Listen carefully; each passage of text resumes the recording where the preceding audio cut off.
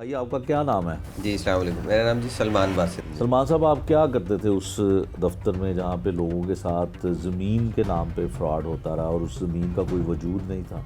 क्या करते थे वहाँ पे आप? मैं sir audit and accounts cooperative office society में बतौर टाइपिस्ट कंप्यूटर ऑपरेटर जॉब कर रहा हूँ 2004 से। ठीक है। तो और कितनी सैलरी थी आपकी? मेरी सैलरी थी 72,340। तकरीबन 70 से 75 हज़ार रुपये आप महाना लेते थे। लेकिन वहाँ पे जो फ्रॉड हुआ वो तो करोड़ों से अरबों तक का गया। तो आपको कुछ अंदाज़ा था क्या इलीगल चीज़ें वहाँ पे आपने देखी? फिर आप मुलजिम भी बन गए इस एंटी करप्शन की एफआईआर में? इससे करप्शन का तो कोई आइडिया नहीं था सच के। मैनेजमेंट कमेटी रन करती है जिसमें सेक्रेटरी मैनेजमेंट कमेटी जो सोसाइटी के करती थी वो आपको अंदाज़ा है क्या करती थी? नहीं, उनका तो बाहर से क्या लैंड माफिया के साथ और जो भी उनका था, इससे तो हमारे ना मिनट्स में हमें पता होता है ना हमें बिठाते हैं मीटिंग में। ठीक हमारा है। तो काम सेक्रेटरी और सदर के ऑर्डर्स को फॉलो करना। ठीक है। मौजूदा कमेटी में सेक्रेटरी साहब थे अदील गुज्जर साहब और सदर साहब थे इरफान भट्टू साहब। ठीक है। तो इन्होंने पिछले साल ये दोनों सरकारी मुलाजिम थे? सेक्रेटरी साहब सरकारी मुलाजम थे। जो सदर थे इरफान भट्टू साहब वो बिजनेसमैन थे। बिजनेसमैन थे। हाँ जी।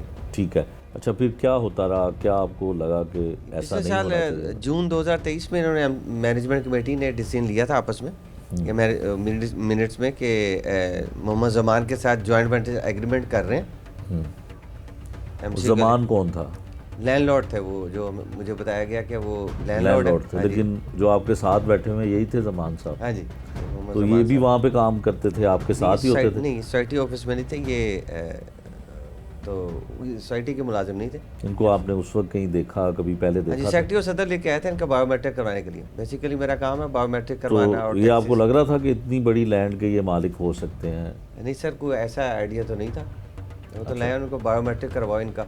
उन्होंने बायोमेट्रिक इनका करवाया? जी। आपने किया जी, बायोमेट्रिक? मेरा काम है जी, साथ बायोमेट्रिक कौन कौन लोग थे? इरफानी भट्टू साहब थे, अदील अहमद गुजर साहब थे। ठीक और है। बाकी भी लोग थे, मेरे पास रशी रहता है अमूमन। ठीक है। अच्छा, फिर क्या हुआ जब इनका बायोमेट्रिक उन्होंने हुआ? जून 2023 में जो है ना डिसीजन लिया है मैनेजमेंट कमेटी ने कि मोहम्मद जमान के साथ एग्रीमेंट कर रहे हैं जॉइंट वेंचर का। तो 55 और 45 के तनासब से जो है वो हम फाइलें जारी करेंगे इनको। तो कितनी फाइलें हैं कितनी बननी है इसका तो सर हमें आइडिया नहीं है। हमारा तो काम है सेक्रेटरी और सदर के ऑर्डर को फॉलो करना। ठीक है। और कितनी फाइलें वो जो बायोमेट्रिक करवाना, आईडी कार्ड जो रेगुलर प्रोसीजर, आईडी कार्ड की कॉपी लेनी, तस्वीरें लेने हैं, बायोमेट्रिक का थंब इम्प्रेशन करवाना है, वो करवाते रहे हम। ठीक है। तो फिर फाइलें भी इशू होती रही हैं सेक्रेटरी और कितनी सदर। फाइलें तकरीबन इशू हुई? कोई 250 अंदाज़े से तो? 300 के करीब जो हुई हैं। उनकी मालियत क्या बनती होगी? सर मार्केट रेट से तो आइडिया नहीं है, ये तो मार्केट रेट होता है। हमारा तो बिल्कुल ही मेरा सेपरेट ठीक हो काम गया। है। ठीक हो ऑफिस गया। के अंदर अच्छा, सीट ये पे बताएं फिर बैठने का आपको काम कैसे पता चला कि ये फ्रॉड है? फिर आप पे एफआईआर भी होगी? इसका तो नहीं अंदाज़ा हुआ। नॉर्मल गुजरती रही है, रूटीन जैसे ऑफिस की थी। हम्म। तो उसके बाद जो है ना वो सदर साहब मंजर आम से गायब हो गए। अच्छा। तो वो फिर पता लगा जी वो मुल्क से बाहर चले गए। तो उसके बाद आस्ता आस्ता एकदम जो है वो ये शोर आ गया कि ये फ्रॉड हो गया है, ज़मीन ट्रांसफ़र नहीं हुई सोसाइटी के नाम पे और फाइलें जो है ना वो बगैर इंतकाल हुए सोसाइटी के नाम पे इंतकाल होती हैं। फिर आगे जो है ना वो फाइलें इशू हो गई हैं।